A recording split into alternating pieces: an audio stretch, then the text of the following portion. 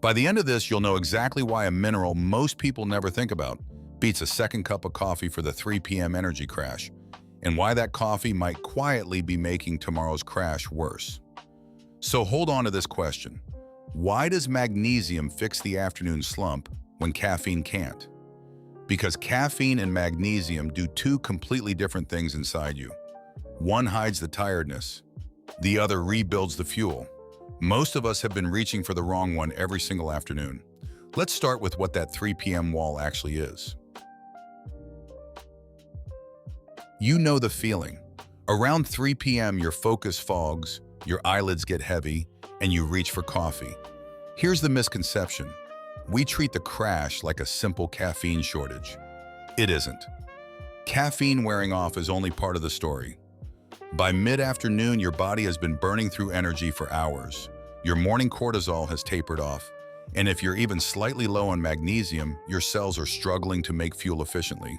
So the coffee feels like a fix, but it's treating the wrong problem. And what magnesium is actually doing inside your cells is where this gets surprising. Here's the part almost nobody mentions. Every bit of energy your body runs on comes from a molecule called ATP. But ATP is basically useless on its own. It only becomes active when it binds to magnesium. Biologists literally write it as MAG-ATP because magnesium is the partner that switches your energy on. Hundreds of the reactions that keep you alert and moving depend on it. So remember that question from the start, why magnesium beats coffee? This is the first half of the answer. Coffee gives your cells none of this. It cannot make fuel. And what it does instead is almost a magic trick. As you burn energy all day, a molecule called adenosine builds up and tells your brain you're tired. Caffeine works by blocking that signal. It slips into the same docking spots so your brain stops hearing the message.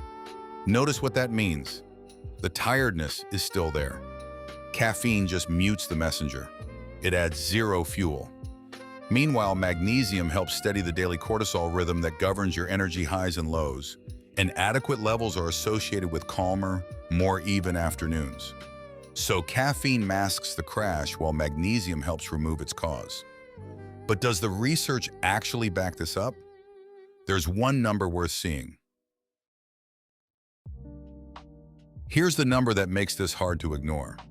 National nutrition surveys suggest that close to half of American adults don't get enough magnesium from food. Nearly half. Given how many energy reactions depend on it, that's a lot of people running their afternoons on a low tank and blaming it on needing more coffee. The research stays careful here.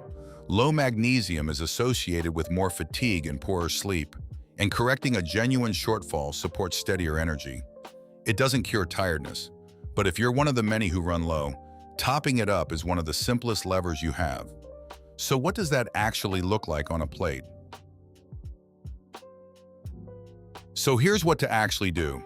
Food first. Pumpkin seeds, spinach, black beans, almonds, and a little dark chocolate are all rich in magnesium. If you choose to supplement, gentler forms like magnesium glycinate or citrate are common choices, and typical wellness doses sit in the couple 100 mg range. But check with your doctor for what's right for you. On timing, many people take it with an evening meal since magnesium also supports winding down for sleep, which protects tomorrow's energy. Remember the 3 p.m. crash we opened with? You address it the day before by keeping your tank full, not by chasing it with a fourth coffee. So back to the question we started with. Why does magnesium beat coffee for the 3 p.m. crash? Because caffeine only blocks the feeling of fatigue while adding no fuel. And magnesium is the mineral your cells actually need to turn food into usable energy. One masks the crash, the other helps remove its cause. Use them together if you like, but don't expect coffee to do magnesium's job. This is educational, not medical advice, so talk to your doctor before changing anything. If this reframed your afternoon, subscribe.